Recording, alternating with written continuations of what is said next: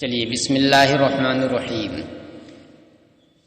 ولو قال لها ان دخلت الدار فانت طالق واحدة وواحدة فدخلت وقعت عليها واحدة عند ابي حنیفة وقال تقع سنتان. دیکھیے اگر اپنی بیوی سے کہا جو غیر مدخول بہا ہے کہ اگر تو گھر میں داخل ہوئی تو تجھے طلاق ایک اور ایک، عطف کے ساتھ کہا اس نے ایک اور ایک، تو وہ داخل ہوئی گھر میں یعنی شرط پالی گئی دخول دار کی. وقعت علیہا واحدۃ، تیس صورت میں چونکہ وہ غیر مدخول بہا ہے اس لیے اس کے اوپر ایک طلاق واقع ہوگی امام صاحب کے نزدیک، اور صاحبین نے کہا کہ نہیں دونوں واقع ہو جائے گی اس صورت میں. دیکھیے پیچھے مسئلہ آیا تھا جس میں تعلیق نہیں تھی کہ شرط کے اوپر معلق کیا گیا ہو، بلکہ تنجیز تھی، بغیر تعلیق کے فوراً واقع کرنا، یہ تنجیز ہے. کیا آیا تھا؟ انت طالق واحدۃ و واحدۃ، تو بالاتفاق بغیر کسی اختلاف کے ایک طلاق واقع ہو رہی ہے، دوسری لغو ہو جا رہی ہے. ایک طلاق واقع ہو رہی ہے اور دوسری لغو ہو جا رہی. کیوں؟ اس لیے کہ یہ غیر مدخول بہا ہے، اور غیر مدخول بہا میں جب ایک واقع ہو گئی تو پھر دوسرے کا وہ محل نہیں رہے گی، کیونکہ ایک ہی سے بائنا ہو جاتی ہے. مدخول بہا کا حکم الگ ہے، اس میں تو سب واقع ہو جائے گی. لیکن اس کے برخلاف اس جملے کے اندر جس کے اندر اس نے جملہ وہی استعمال کیا مگر اس کی تعلیق کر دی، ان دخلت الدار فانت طالق واحدۃ و واحدۃ، اس طرح سے اس نے کہہ دیا. تو امام صاحب کے نزدیک یہاں پر بھی وہی ہے کہ ایک ہی طلاق واقع ہوگی اس صورت میں. صاحبین کہتے ہیں کہ نہیں ایک نہیں بلکہ اس صورت میں جب کی تعلیق کر دی ہے تو پھر دو طلاقیں واقع ہوں گی. فرق کیا ہو گیا؟ وہاں پر تنجیز ہے اور یہاں پر تعلیق ہے. تو تعلیق کا مطلب کیا ہو گیا کہ واو کہتے ہیں مطلق جمع کے لیے ہے، وہ کہیں گے کہ واو مطلق جمع کے لیے ہے. تو اگرچہ تکلم میں ایک واحدتن پہلے ہے دوسرا واحدتن بعد میں ہے، لیکن دونوں کو جوڑنے والی چیز کیا ہے؟ حرف واو ہے جو جمع مطلق کے لیے آتا ہے. جمع مطلق کا مطلب کیا ہوا؟ ترتیب اور قران کا لحاظ کیے بغیر. جیسے میں کہوں مطلق انسان، تو مطلق انسان زید اور بکر کا لحاظ کیے بغیر مطلق انسان ہوا. تو واو مطلق جمع کے لیے ہے، اس میں ترتیب کے ایک کے بعد ایک ہو یا قران ایک ساتھ ہو اس کا لحاظ کیے بغیر ہے. تو جب جمع مطلق کے لیے ہے تو اس میں ترتیب اور تعقیب نہیں ہوگی کہ واحدتن پہلے ہے پھر دوسرا واحدتن بعد میں، نہیں، مطلق وہ کیا کرے گا؟ جمع کر دے گا. مطلق اس نے کیا کر دیا؟ جمع کر دیا. تو اس وجہ سے چونکہ اس نے شرط پہلے استعمال کی، شرط کے بعد جزا کی، اس جزا کو اس نے اس کے اوپر معلق کر دیا. تنجیز اس میں نہیں ہے. اس نے کیا کیا؟ انت طالقن کو ان دخلت الدار کے اوپر معلق کیا. ابھی فوراً واقع ہوئی طلاق نہیں واقع ہوئی، تعلیق ہو گئی نا، بعد میں واقع ہوگی کب؟ جب کہ دخول دار پایا جائے گا. تو اس وجہ سے اس صورت میں چونکہ واو جب مطلق جمع کے لیے ترتیب اور قران کا لحاظ کیے بغیر، تو پھر چونکہ فوراً جب واقع نہیں ہوئی تو یہ دونوں جمع ہو گئے. اب جب شرط پائی جائے گی تو دونوں ایک ساتھ واقع ہوں گے، یہ صاحبین کا کہنا ہے. اور امام صاحب کا کہنا ہے کہ نہیں، واو مطلق جمع کے لیے اگرچہ ہے لیکن جب وہ پایا جائے گا یا تو قران کے ساتھ پایا جائے گا دونوں ایک ساتھ، اور یا تو تقدیم و تاخیر کے ساتھ پایا جائے گا، ایک پہلے دوسرا بعد میں پایا جائے گا. تو قران کا اگر لحاظ کیا جائے تو دونوں ایک ساتھ واقع ہو جائیں گے، اور ترتیب کا اگر لحاظ کیا جائے تو پھر ایسی صورت میں ایک واقع ہوگی اور دوسری نہیں واقع ہوگی، دوسرے کا محل ہی نہیں رہ جائے گی. تو دونوں ایک ساتھ واقع ہو، یہ ہو گیا مشکوک. یہ کیا ہو گیا؟ مشکوک ہو گیا. تو جب مشکوک ہو گیا تو شک کی بنیاد پر ایک تو واقع ہوگی ہی، ایک تو واقع ہوگی ہی، چاہے آپ واو کو قران کے معنی میں لیں چاہے ترتیب کے معنی میں لیں، ایک تو واقع ہوگی ہی، دوسرے کا واقع ہونا یہ کیا ہو گیا؟ مشکوک ہو گیا۔ تو اس وجہ سے اس صورت میں بھی جیسے بغیر تعلیق کے پیچھے آپ نے پڑھا انت تعلقن واحدتن و واحدتن میں آپ کے نزدیک بھی کیا تھا؟ ایک ہی واقع ہو رہی تھی، دوسرے کا محل نہیں، اگرچہ واو مطلق جمع کے لیے ہے۔ تو اسی طریقے سے یہاں پر بھی بس فرق کیا ہو گیا؟ یہاں پر تعلیق ہو گئی۔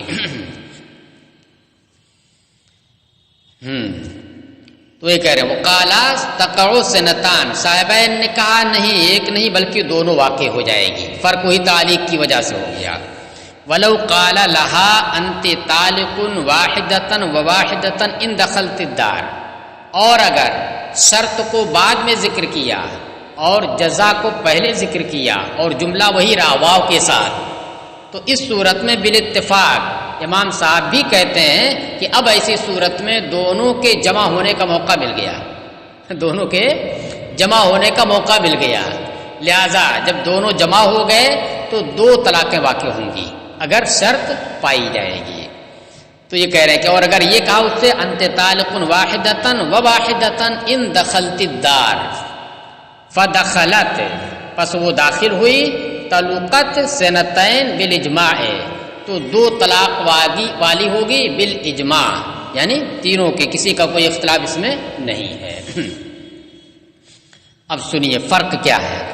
لہما، امام صاحب کے صاحبین یہاں پر کیا کہتے ہیں کہ نہیں دو واقع ہو جائے گی، پہلے والے جملے میں بھی، پہلے والے میں بھی دو واقع ہو جائے گی۔ لہما ان حرف الواو للجمع المطلق، صاحبین کی دلیل اختلافی والے مسئلے کی دلیل دے رہے ہیں، اتفاقی کی دلیل دینے کی ضرورت ہی نہیں، کہہ رہے ہیں کہ حرف واو یہ جمع مطلق کے لیے ہے۔ مطلق کا مطلب کیا ہوا؟ یہ قران اور ترتیب کی قید سے خالی ہو کر کے، ترتیب اور قران کی قید سے خالی ہو کر جمع مطلق کے لیے ہے۔ تو جب یہ جمع مطلق کے لیے ہے تو کہہ رہے ہیں فتعلقنا جملتن، تو ساری طلاقیں ایک بارگی واقع ہوں گی۔ یہاں دو ہی کی بات چل رہی ہے نا، کیا جو صورت مقرر کی ہے وہ کیا کی ہے؟ انت طالق واحدتن و واحدتن، وہ واحدتن نہیں ہے، صرف دو مرتبہ ہے۔ تو صورت کا لحاظ کرتے ہوئے یہ ظاہر کیا ہے؟ یہاں کہنا چاہے تھے ان کو کیا؟ فتتعلقان جملتن، اس لیے علامہ ابن حمام نے یہاں پر کہا ہے کہ یہ محل نظر ہے، مناسب یہ نہیں معلوم ہوتا ہے جمع کا صیغہ استعمال کرنا، صورت کی جانب نظر کرتے ہوئے جو مسئلے کی صورت آپ نے فرض کی ہے، اور یوں تو اس کو ہٹا دیجئے تو درست ہو جائے گا۔ فتعلقنا جملتن، تو سب ایک بارگی معلق ہوں گی، یعنی ایک ساتھ معلق ہوں گی، کس پر؟ شرط پر۔ یہ نہیں کہ شرط کے اوپر ایک پہلے ہو، دوسری اس کے بعد ہو، تیسری اس کے بعد ہو، نہیں، بلکہ سب جو ہے ایک ساتھ اس کے اوپر معلق ہوگی، کیونکہ بیچ میں جس نے جوڑا ہے وہ کون ہے؟ وہ واو ہے، جو جمع مطلق کے لیے، وہ تقدیم و تاخیر نہیں مانتا ہے، تقدیم و تاخیر کا لحاظ اس کے اندر نہیں ہے، مطلق جمع کے لیے بس۔ تو ایسے ہی ہو گیا واحدتن و واحدتن کہنا جیسے لفظ جمع ہی استعمال کر دے، یہ واو جمع ہے، واو ایک حرف ہے جو جمع کا معنی دیتا ہے، تو اس میں آپ یہ کہہ رہے ہیں تو ہم کہہ رہے ہیں جمع مطلق کے لیے تو ایک بارگی ایک ساتھ سب ہوں گے معلق شرط کے اوپر۔ تو یہ ایسی ہو گیا جیسے کہ لفظ جمع ہی استعمال کر رہے، جیسے سلاس جمع کا لفظ ہے، تین لیے ہوئے، سنتین جمع کا لفظ ہے، یعنی دو کو ایک ساتھ جمع کیے ہوئے ہیں۔ تو جیسے وہاں پر کیا ہے کہ ان دخلت الدار فانت طالقن سنتین اگر کہا تو کسی کو اختلاف نہیں ہے، دونوں ایک ساتھ معلق ہوں گی اس شرط کے اوپر۔ تو اسی طریقے سے یہاں پر بھی جب دو لفظ استعمال کیے اس نے، مگر بیچ میں واو جمع استعمال کیا جو جمع مطلق کے لیے، تو دونوں ایک ساتھ ہو جائیں گے اور ایک ساتھ ہو کر کے اس کے اوپر معلق ہوں گے، لہذا جب شرط پائی جائے گی تو دونوں ایک ساتھ نازل ہوں گے۔ کما اذا نص علی السنتین، جیسے کہ جب وہ سنتین کی صراحت کر دے، یعنی ان دخلت الدار فانت طالقن سنتین اگر کہہ دے رہا ہے تو لفظ سنتین یہ کیا ہو گیا؟ یہ لفظ جمع ہو گیا، دو کو جمع کیے ہوئے ہیں تو دو واقع ہو جاتی ہے۔ تو اسی طریقے سے یہاں پر بھی ہے۔ او اخر الشرط، یا ایک ہی شرط کو مؤخر کر دے تو اتفاقی مسئلہ ہے، اگر اس نے کیا کیا؟ جزا کو پہلے کر دیا واحدتن و واحدتن کہہ کر کے، پھر شرط بعد میں ذکر کی، تو اس صورت میں بھی کیا ہے، دونوں ایک ساتھ واقع ہوتی ہیں، وہاں پر آپ بھی مانتے ہیں، تو وہی چیز یہاں پر بھی ہو گئی۔ وَلَهُ أَنَّ الْجَمْعَ الْمُطْلَقَ يَحْتَمِلُ الْقِرَانَ وَالتَّرْتِيبَ، اور امام صاحب کی دلیل یہ ہے کہ جمع مطلق جو واو جس کے لیے ہے، تو جمع مطلق یہ قران کا احتمال رکھتا ہے اور ترتیب کا بھی احتمال رکھتا ہے۔ موجود ہونے میں قران بھی ہو سکتا ہے اور ترتیب بھی ہو سکتی ہے۔ اس لیے جیسے انسان مطلق آپ نے کہا، تو جب آپ وجود دیکھیں گے زید بکر کا لحاظ کیے بغیر، کالے گورے کا لحاظ کیے بغیر انسان مطلق ہے، لیکن احتمال رکھتا ہے نا یہ گورے کا کالے کا، تو جب موجود ہوگا وہ تو یا تو کالے کے ضمن میں پایا جائے گا یا تو گورے کے ضمن میں پایا جائے گا یا دونوں کے ضمن میں وہ پایا جائے گا۔ اسی طریقے سے زید اور بکر دونوں کے ضمن میں وہ پایا جائے گا۔ تو اسی طریقے سے یہاں پر بھی جمع مطلق تو ہے، لیکن وہ احتمال رکھتا ہے قران کا، کہ دو چیزیں جن کے لیے واو جمع مطلق استعمال ہوا وہ دو چیزیں ایک ساتھ پائی جائیں، اور اس بات کا بھی احتمال رکھتا ہے کہ دونوں پائی جائیں مگر تقدیم و تاخیر کے ساتھ، پہلے یہ اور بعد میں یہ، دونوں کا احتمال نہ اس میں ہوا، اس کو بھی جمع مطلق شامل ہے اور اس کو بھی جمع مطلق شامل ہے۔ پھر فعلی اعتبار الاول تقع سنتان، تو پہلے کے اعتبار پر، پہلے کا جب اعتبار آپ کریں، کس کا اعتبار؟ قران کا، قران کا اعتبار جب آپ کریں تو دونوں ایک ساتھ واقع ہوں گی، دونوں طلاقیں واقع ہو جائیں گی۔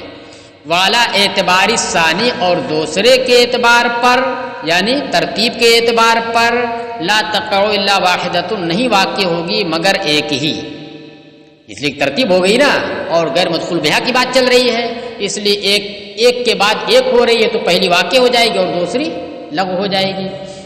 کما اذا نجزا بہذہ لفظتے، جیسے کہ جب وہ اسی لفظ سے یعنی انت طالق واحدتن و واحدتن کے لفظ سے تنجیز کرے، تعلیق نہ کرے۔ پیچھے مسئلہ آپ نے دیکھا ہوگا،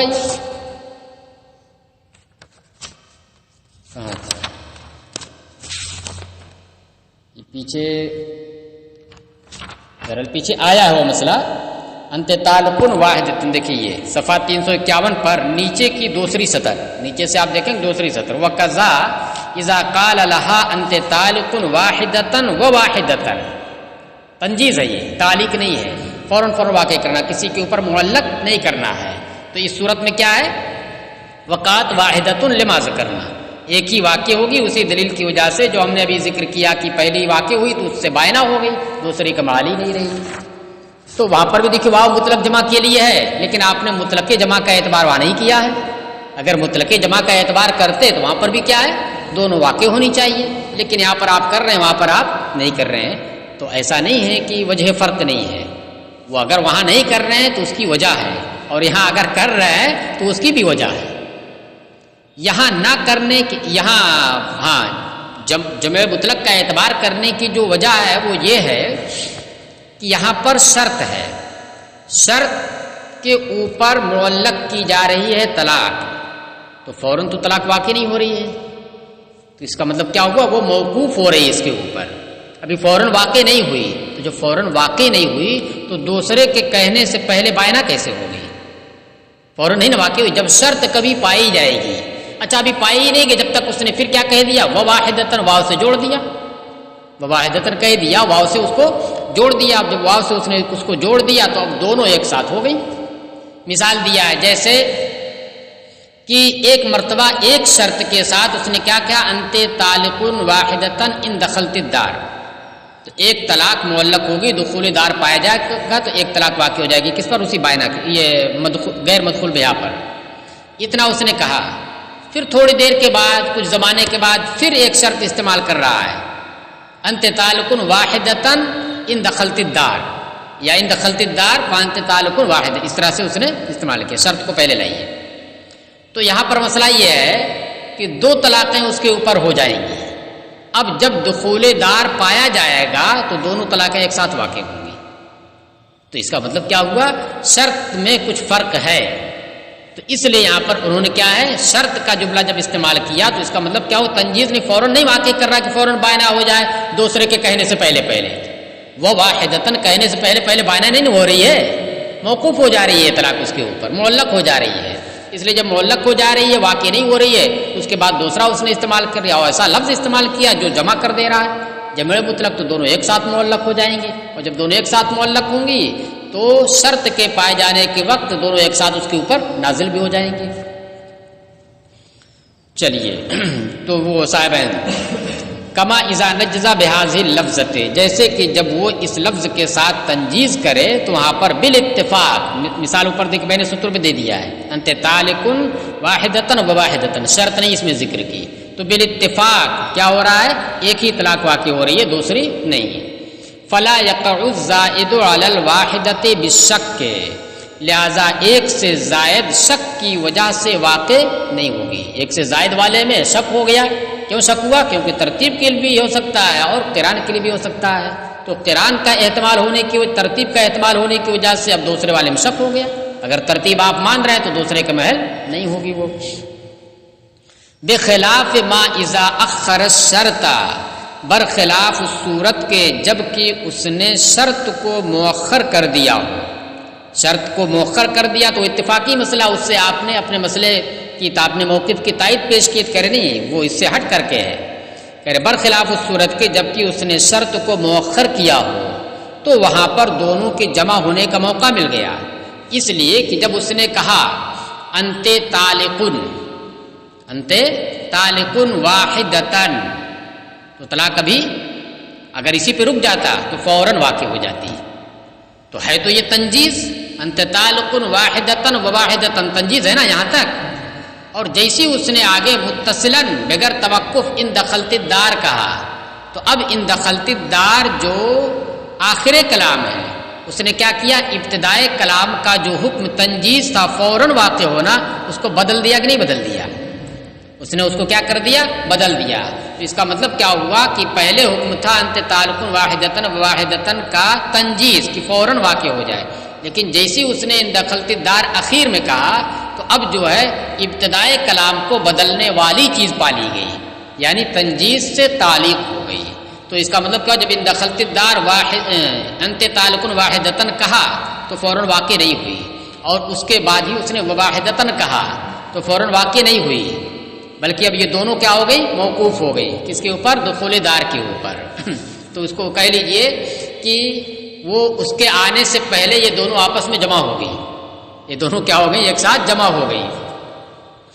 اور اس کے برخلاف اگر اس نے شرط کو پہلے استعمال کیا ہو تو جزا جب لائے گا تو جیسی ان دخلت الدار کہا اور فوراً اس کے بعد فانت طالقن واحدتن کہا تو وہ واحدتن یہ کیا ہو گیا، یہ موقوف نہیں کسی کے اوپر ہے، یہ تو معلق ہو گیا نا اس سے. ان دخلت الدار فانت طالقن واحدتن کہا تو یہ پہلی طلاق جو ہے یہ کسی کے اوپر موقوف نہیں رہی، یہ کیا ہو گئی، دخول دار کے اوپر معلق ہو گئی. اس کا معلق ہونا کسی کے اوپر موقوف نہیں رہا. ہاں اب اس کے بعد وہ واحدتن کہے گا جب، تو وہ واحدتن یہ پہلے والے واحدتن کے اوپر موقوف ہے کہ پہلے یہ معلق ہوگی، اس کے بعد کیا ہوگی، یہ معلق ہوگی.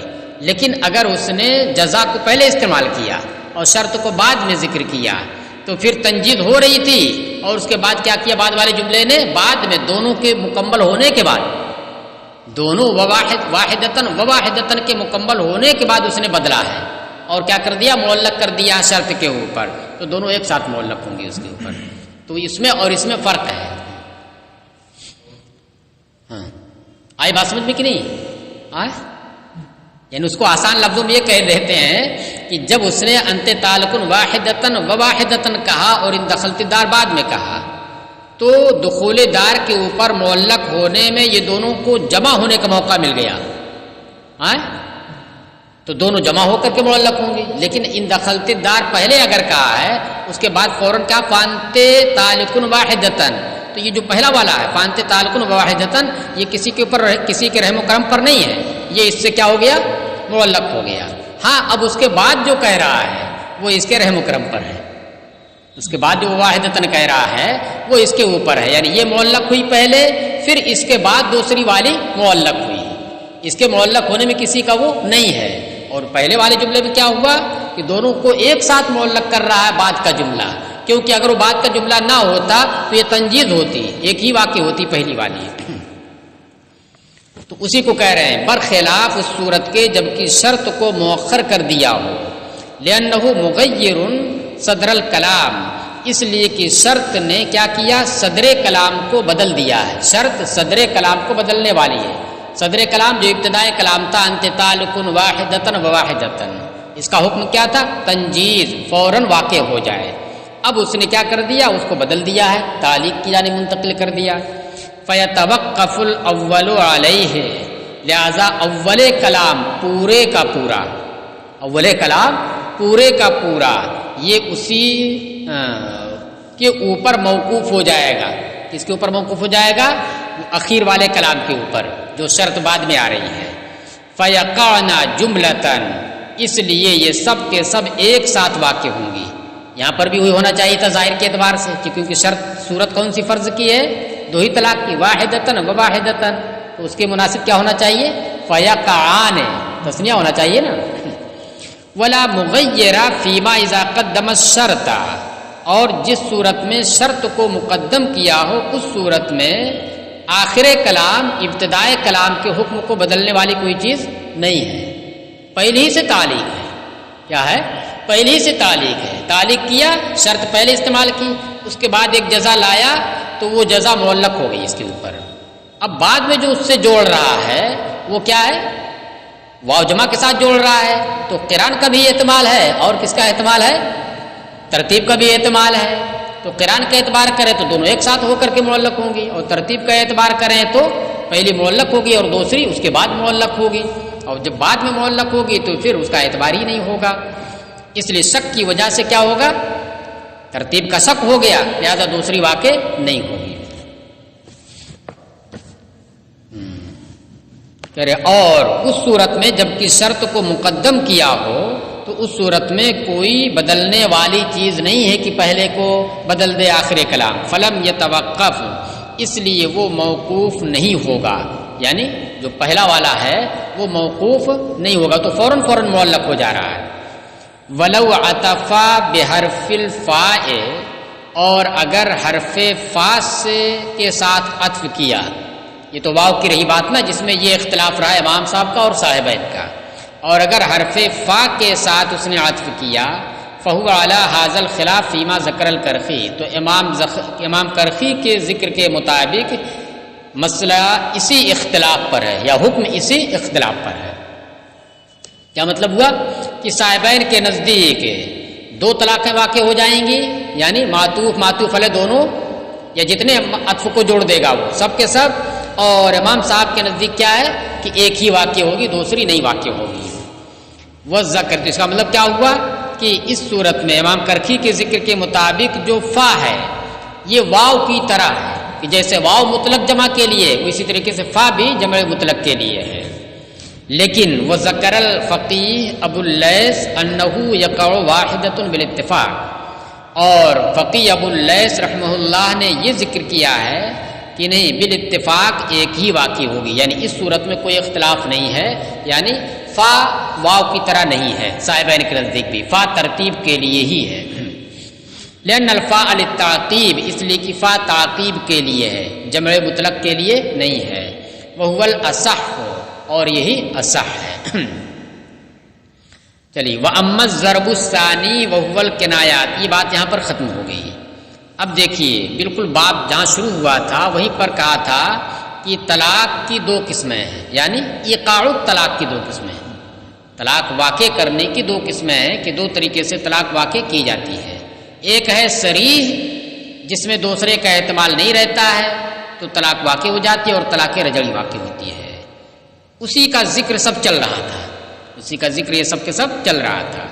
اب دوسری قسم آ گئی یہاں پر، اسی کو کہہ رہے وَأَمَّا الضَّرْبُ الثَّانِي وَهُوَ الْكِنَایَاتِ، اور رہی دوسری قسم طلاق کو واقع کرنے کی تو وہ کنایات ہیں، تعریف نہیں کی ہے، نہ صریح کی ہے اور نہ کنایات کی ہے۔ ہم نے اپنے طور پر تعریف اسی سبق میں کر دی ہے نا، کہ طلاق میں کیا صریح کیا ہے۔ صریح وہ ہے کہ جو طلاق کے معنی میں ظاہر ہو، جو طلاق کے معنی میں ظاہر ہو، اور کنایا وہ ہے کہ جو طلاق کے معنی میں ظاہر نہ ہو، ہاں البتہ طلاق کا احتمال رکھتا ہو۔ تو اس کا مطلب کیا ہوا کہ کنایا ہوتا ہے جس کی مراد چھپی ہوئی رہتی ہے، پوشیدہ رہتی ہے، لہذا وہاں پر مراد کیسے معلوم ہوگی؟ تعین سے، نیت کرے یا ایک ہی حالت دلالت کرے۔ کیا کرے؟ حالت دلالت کرے۔ جیسے غصے کی حالت تھی، کیا ہے؟ غصے کی حالت نہیں، جا تو گھر سے نکل جا، نارمل حالت میں آئے تو اب ایسی صورت میں پوچھنا پڑے گا تمہاری کیا نیت ہے، گھر سے نکلنے کی کیا بات کرے، اس گھر میں نہ رہے دوسرے گھر میں رہے، یہ مراد ہے، یا ایک بالکل زوجیت ہی سے نکالنا ہے؟ کیا آئے؟ نैہر جیبے تو رہبے مت، وہ نہیں سننے میں آیا سر، ارے میں سمجھ رہا ہوں لیکن سننے میں نہیں آ رہا ہے۔ ہاں ٹھیک ہے، ایٹھن، وہی سننا چاہ رہا، رہبے تو ایٹھن ایبے مت ہے نا، تو وہ شرط پر معلق کر دیا اس نے، ہے نا، یعنی نैہر جانا، میکے جانا تو آنا نہیں، اور اگر وہاں رہنا ہوگا تو پھر یہاں مت آنا۔ ہاں کنایا یہ ہو گیا، یہاں نہ آنا، یعنی اس بات کا بھی اعتبار ہے کہ بس وہیں رہنا، میں ہی آتا رہوں گا وہاں۔ اور دوسرا معنی یہ ہو سکتا ہے کہ ایک دم بالکل مت آنا یہاں پر، یعنی اب تم لائق نہیں ہو، تم میرے اوپر وہ ہو۔ تو سب بہت ابھی مثالیں آئیں گی وہاں دینا اور بھی اکٹھا کر لینا۔ چلیے مثال بہت یاد رکھا ہے یہاں کی زبان میں معاذ۔ تو یہ ہے، تو یا تو طلاق کا معنی نیت سے متعین ہوگا، وہ بتائے کہ ہاں اس سے میری مراد طلاق ہے، جیسے اس نے وہ استعمال کیا تو بتائے گا کہ ہاں اس سے میری مراد کیا طلاق ہے، اور یا ایک ہی دلالت حال ہے، حالت دلالت کرے کہ حالت ہی کچھ ایسی ہے کہ جہاں پر طلاق ہی کی بات چل رہی ہے اور یہ لفظ استعمال کیا، تو حالت بتا دے گی، یعنی متعین کر دے گی کہ یہاں پر کیا ہے، مراد طلاق ہے۔ جیسے اس نے طلاق کا مطالبہ کیا کہ مجھے طلاق دے دو، اب اس پر اس نے کہا کہ ٹھیک ہے جا تو نکل جا، ٹھیک ہے جا تو نکل جا، ٹھیک ہے بھی لگایا، ٹھیک ہے جا تو نکل جا، تو اب متعین ہے کہ جس چیز کا وہ مطالبہ کر رہی تھی وہی چیز اس نے جا تو نکل جا سے دیا ہے۔ تو اب وہاں پر نیت وت نہیں، حالت خود بتا دے رہی کہ مراد اس سے طلاق ہے، حالانکہ جا تو نکل جا یہ طلاق کے لیے نہیں وضع کیا گیا ہے، نہ طلاق کے معنی میں یہ واضح ہے اور ظاہر ہے۔ چلیے وامت ضرب الثانی وول کنایات، اور رہی دوسری قسم ایقاع طلاق کی، اور وہ کنایات ہیں یعنی کنایا کے الفاظ ہیں۔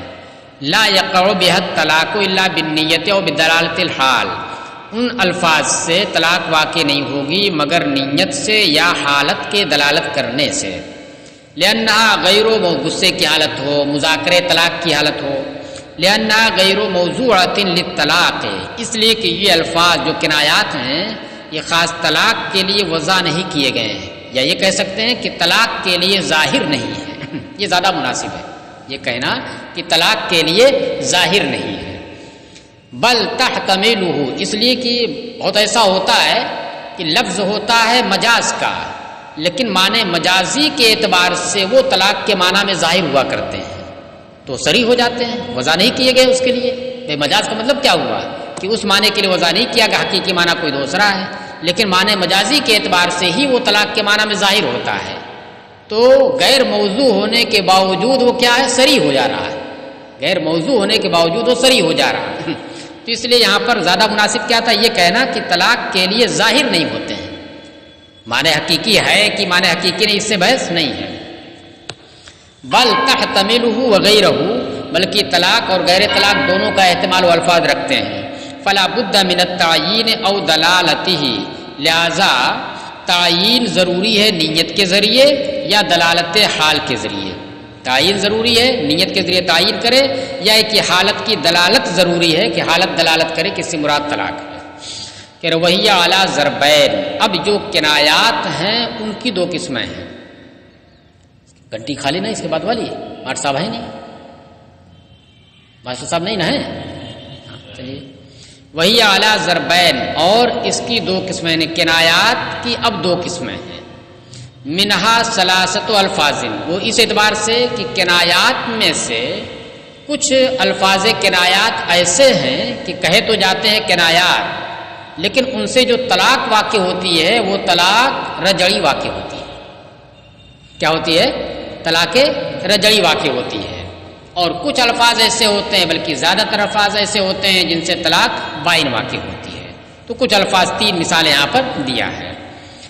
منہا ثلاثت الفاظ یقع بہا طلاق رجعی، ان الفاظ میں سے تین ایسے الفاظ ہیں، یہ پہلی قسم ہوئی حکم کے اعتبار سے، کہ تین ایسے الفاظ ہیں جن سے ایک طلاق رجعی واقع ہوتی ہے، ولا تقع بہا الا، ایک طلاق رجعی واقع ہوتی ہے اور ایک ہی واقع ہوتی ہے، ولا تقع بہا الا واحدۃ، وہی قولہ اعتدی واستبرئی رحمک وانت واحدۃ۔ دیکھیے اعتدی اس نے استعمال کیا، کنایا کا لفظ ہے، طلاق بھی واقع ہو سکتی ہے اور نہیں بھی واقع ہو سکتی ہے۔ طلاق مراد اگر ہے تو طلاق واقع ہو جائے گی، کون سی طلاق واقع ہوگی؟ رجعی واقع ہوگی، بائن نہیں۔ اسی طرح استبرئی میں بھی اگر نیت طلاق کی اس نے کر لیا تو طلاق رجعی واقع ہوگی، اور تیسرے والے جملے میں بھی ایک ہی طلاق واقع ہوگی اور وہ بھی رجعی واقع ہوگی اگر نیت کرے گا یا دلالت حال ہو وہاں پر، اور نہیں تو پھر جو معنی وہ لے گا، دوسرا معنی جس کا احتمال ہے وہ معنی ہو جائے گا۔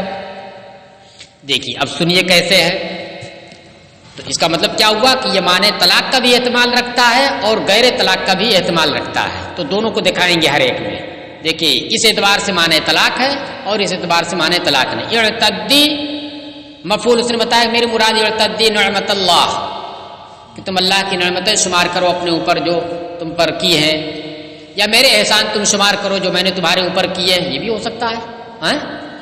اور اعتدی کا وہ معنی بھی ہو سکتا ہے کہ نکاح سے رکنے کی جو مدت ہے وہ تم شمار کرو، آئندہ نکاح کرنے سے جو ایک مدت مقرر کی ہے رکنے کی شرع نے، اس کو اب تم گنو ایک ایک کر کے، یعنی عدت شمار کرو۔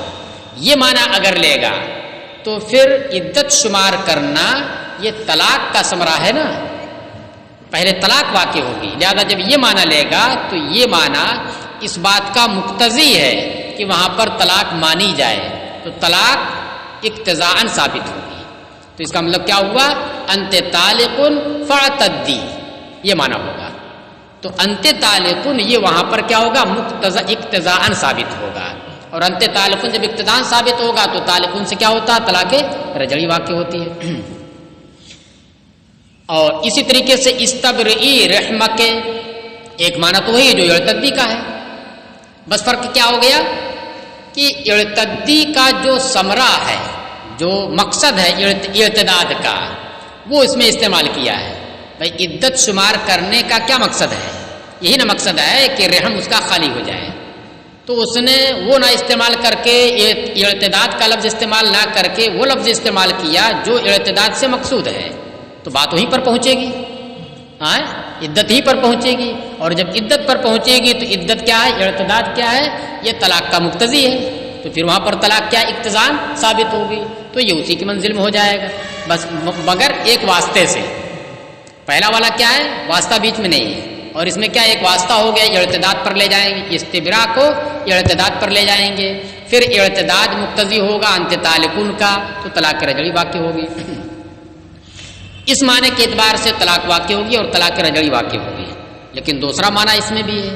دوسرا معنی کیا ہے کہ اس لفظ سے طلاق یہ مراد نہیں ہے کہ میں نے طلاق دے دی ہے اب تم کیا کرو؟ اپنا رحم خالی کرو، نہیں، بلکہ میرا آئندہ طلاق دینے کا ارادہ ہے، تم اپنا رحم صاف کرو تاکہ سنت کا زمانہ آئے، یہ کہا ہے طلاق کے لیے جو سنت کا زمانہ آئے وہ آ جائے تو میں تمہیں طلاق دوں، ابھی دی نہیں میں نے۔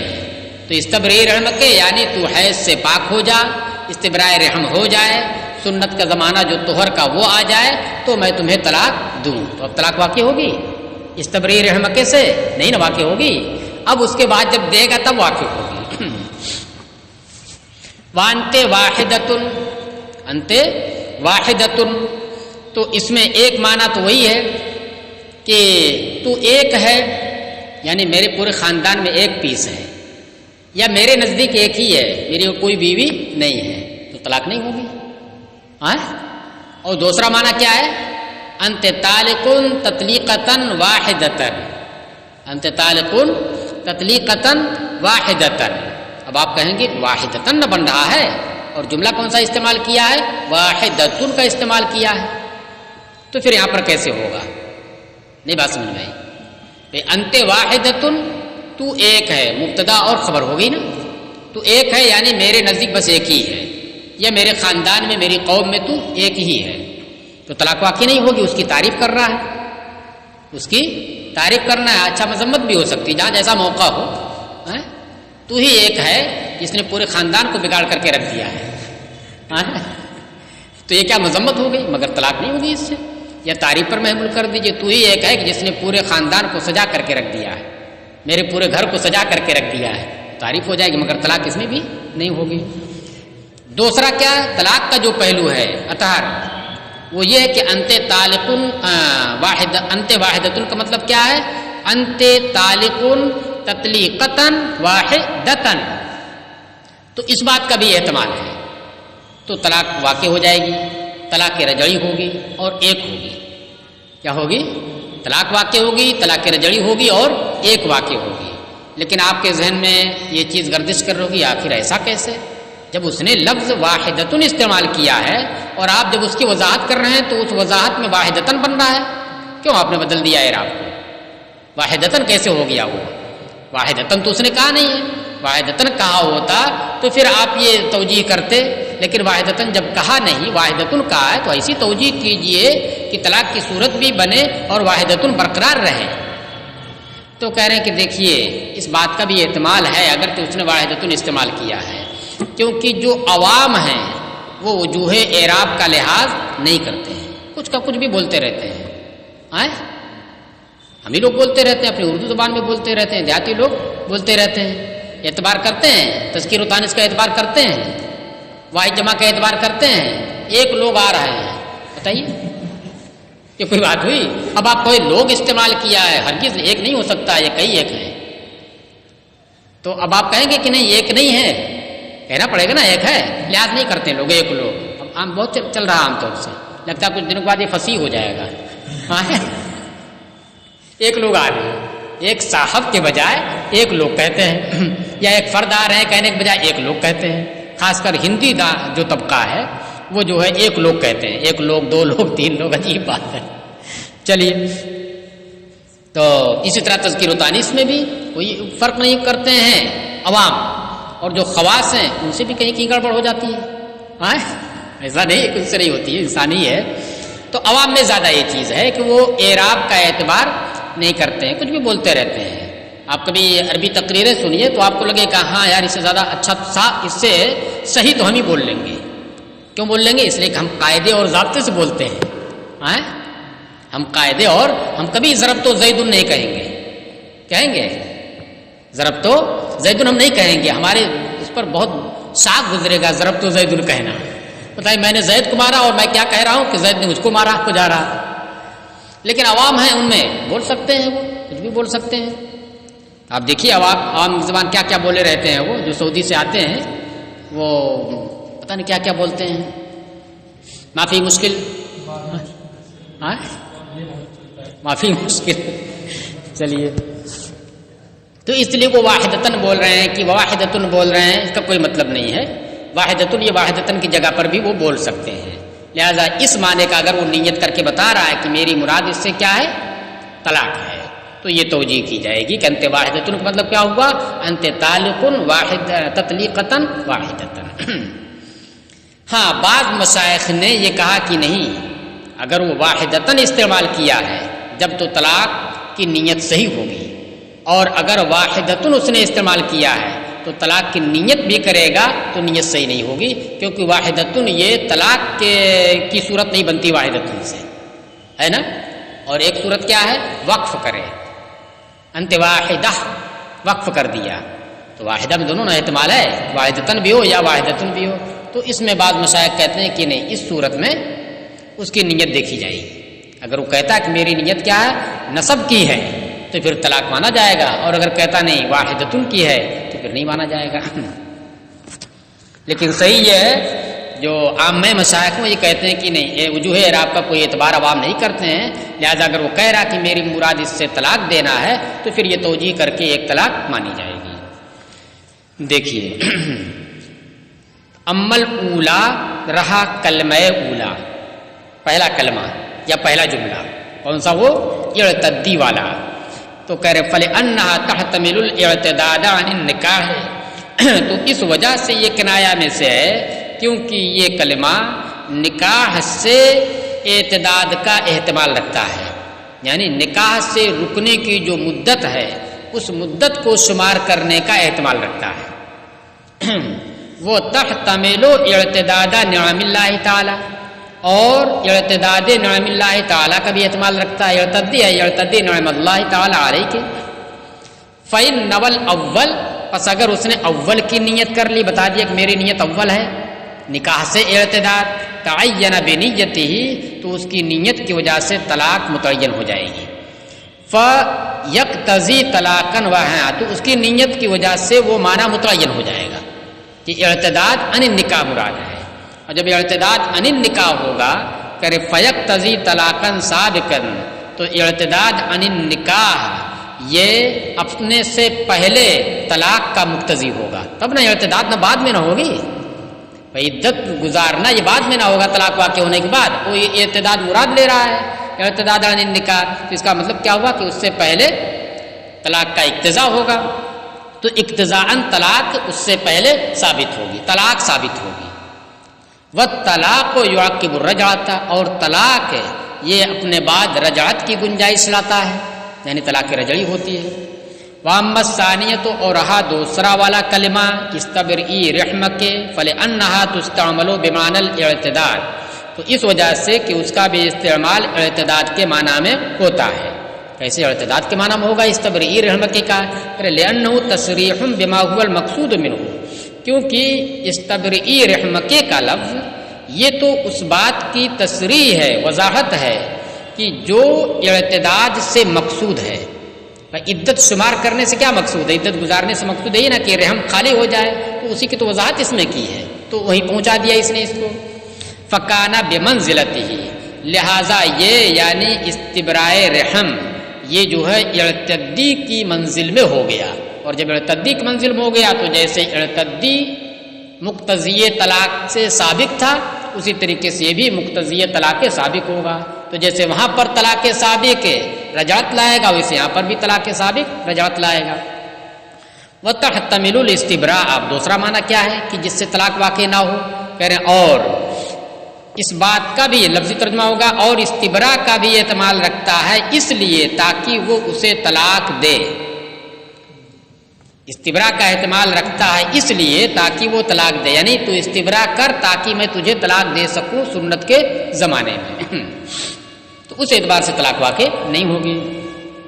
واما الثالثۃ، اور رہا تیسرا والا جملہ انت واحدۃ، یعنی فلأنہا تحتمل ان تکون نعتا لمصدر محذوف معناہ تطلیقۃ واحدۃ، تو اس لیے طلاق ہوگی کیونکہ یہ اس بات کا احتمال اس کے اندر ہے کہ یہ واحدتاً کا لفظ مصدر محذوف کی صفت ہو جائے، اس کا معنی تطلیقتاً واحدتاً ہو۔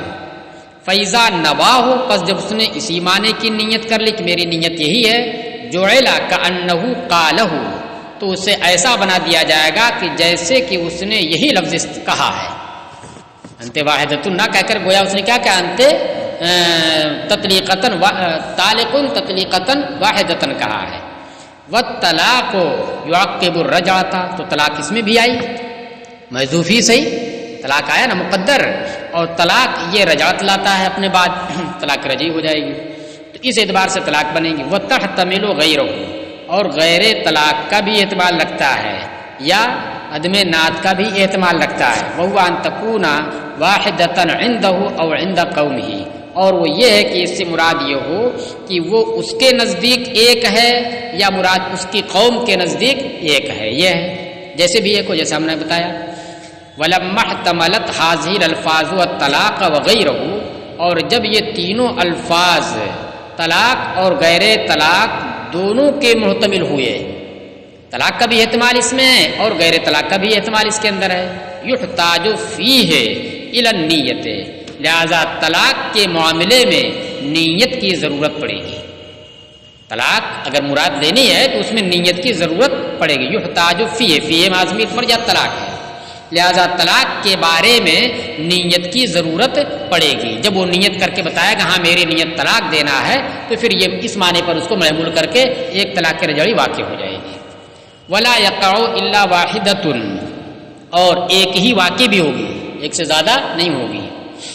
لأن قولہ انت طالق فیہا مقتضن، اس لیے کہ ان تمام صورتوں میں، پہلی دو صورتوں میں انت طالقن کا قول یہ اقتضاءً ہے، او مضمر، یا ایک ہی مضمر ہے.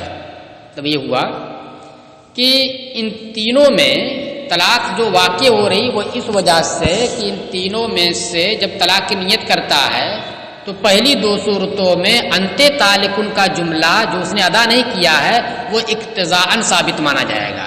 کیونکہ اگر ثابت نہیں مانیں گے تو جو ارتداد کا معنی اس نے لیا، ارتداد عن النکاح، وہ صحیح ہی نہیں ہوگا. کیا ہوگا؟ وہ صحیح ہی نہیں ہوگا. تو پہلے والے دونوں جملوں میں اقتضاءً انت طالقن ہوگا، اور انت طالقن سے طلاق رجعی ہوگی اور ایک طلاق ہوگی. او مضمر، یا ایک ہی انت طالقن وہاں پر مضمر ہوگا. کہاں پر مضمر ہوگا؟ دوسرے والے اقتضاء نہیں بلکہ مضمر ہے، کیونکہ وہ صفت باندھ رہا ہے. تو صفت جب مان رہا تو اس کا مطلب موصوف جو ہے وہ محذوف ہے. وہ کیا ہے؟ تطلیقتاً ہے. ولو کانا مظہرا، اور اگر یہ انت طالقن کا جملہ مظہر ہوتا، ظاہر ہوتا، یعنی نہ اقتضاءً ہوتا نہ مضمرن ہوتا بلکہ ظاہر ہوتا، یہی کہا ہی ہوتا، تو کہہ رہے لا تقع بہا الا واحدۃ، تو ایک ہی طلاق واقع ہوتی. فاذا کان مضمرا، پس جب وہ مضمر ہوا، اولا، تو بدرجے اولا ایک ہی طلاق واقع ہوگی. اے اولا ان تقع واحدۃ، پس جب یہ مضمر ہوا تو یہ زیادہ مناسب اس بات کے ہے کہ ایک ہی واقع ہو اس صورت میں بھی. وفی قولہ واحدۃ ان صار المصدر مذکورا لكن التنصیص علی الواحدۃ ینافی نیت الثلاث. دیکھیے واحدۃ، تیسرا والا جو جملہ انت واحدۃ، اس سے طلاق کیسے واقع ہوتی ہے؟ اس طرح سے واقع ہوتی ہے کہ اب اس میں کیا نکال رہے ہیں آپ؟ انت طالقن تطلیقتاً واحدتاً. اب مصدر آ رہا ہے نا، تطلیقتاً مصدر آ رہا ہے. تو اب جب مصدر آ رہا ہے تو مصدر میں آپ نے پیچھے پڑھا ہے کہ ادنا جنس کا بھی احتمال ہے اور کل جنس کا بھی احتمال، یعنی فرد حقیقی کا بھی احتمال ہے کہ ایک طلاق واقع ہو، اور فرد حکمی جو طلاق کی پوری ہے، پورے افراد ہیں، وہ فرد حکمی ہو گیا اس کا، وہ تین ہے، تو تینوں کا بھی احتمال ہے. پیچھے آپ نے پڑھا نا انت طالقن طلاقن اگر کہا یا انت طالقن طلاق کہا اور کہہ رہا کہ میری مراد تین طلاق ہے تو مان لی جائے گی اس کی نیت. تو وہی یہاں پر بھی ایک سوال چھوٹا سا ہو رہا تھا کہ جب یہاں پر اضمار عبارت کیا بن رہی ہے جو محذوف ہو رہی ہے انت طالقن تطلیقتاً واحدتاً، تو تطلیقتاً آ رہی ہے، مصدر ہے اور مصدر میں تینوں کا بھی احتمال رہتا ہے، تین کی بھی نیت کر سکتا ہے. تو کہہ رہے کہ اگرچہ اسی کا جواب دے رہے ہیں ان جو ہے یہ وصلیہ ہے بغیر واو کے. عام طور سے جو ہوتا ہے ان وصلیہ یا لو وصلیہ وہ واو حالیہ کے ساتھ آتا ہے، واو حالیہ رہتا ہے اور اس کے بعد ان وصلیہ یا لو وصلیہ ہوتا ہے. یہی نہ پڑھا آپ نے؟ یہ میرے خیال سے پہلی جگہ ہوگی جہاں پر بغیر واو کے آپ پڑھ رہے ہوں گے، اگرچہ جس کا معنی ہوتا ہے. نہیں کہیں پڑھا ہوگا؟ پڑھے ہو؟ کس میں؟ اچھا پڑھے، چلو تب ٹھیک ہے. تو ہی کہہ رہے ہیں اور اس کے قول واحدۃ میں ان صار المصدر، ترجمہ کیا ان صار المصدر مذکورا لكن التنصیص علی الواحدۃ ینافی نیت الثلاث. کہہ رہے ہیں اس میں اگرچہ مصدر مذکور ہو رہا ہے لیکن واحدہ کی صراحت، واحدہ بھی تو اس کے ساتھ لگ رہا ہے، واحدہ کی صراحت یہ تین کی نیت کے منافی ہے. کوئی یہ نہیں کہہ سکتا کہ تطلیقتاً جب مصدر ہے تو تین کی نیت کر لے. بھائی تین کی نیت کیسے کرے گا جب آگے واحدتاً کہہ رہا ہے تو نیت کیسے کرے گا؟ چلیے، تو اس لیے ایک ہی طلاق واقع ہوگی. اچھا اب رہی وہی بات جو ہم نے پہلے بتا دیا ہے کہ بھئی واحدتاً آپ مقدر نکال رہے ہو تو منصوب بن رہا ہے، اور اس نے منصوب تو کہا نہیں، اس نے تو مرفوع کہا ہے، اس کا جواب دے رہے ہیں ولا معتبرہ باعراب الواحدۃ عند عامۃ المشائخ، عام مشائخ کے نزدیک واحدہ کے اعراب کا کوئی اعتبار نہیں ہے، واحدتن کہے یا واحدتن کہے یا واحدہ کہے، اگر کہہ رہا کہ میری مراد اس سے طلاق ہے تو پھر یہ توجیہ کی جائے گی۔ وہ صحیح، اور یہی صحیح ہے۔ اس کا مطلب کیا ہوا کہ بعض مشائخ اس کے خلاف ہیں، وہ کیا ہیں وہ ہم نے بتا دیا اس سے پہلے۔ لأن العوام لا يميزون بین وجوہ الاعراب، اس لیے کہ عوام یہ وجوہ اعراب کے درمیان تمیز نہیں کرتے ہیں، رفع کی جگہ پر نصب، نصب کی جگہ پر رفع یا جر دیتے چلے جاتے ہیں، لیکن معلوم رہتا کہ کیا وہ کہنا چاہتے ہیں۔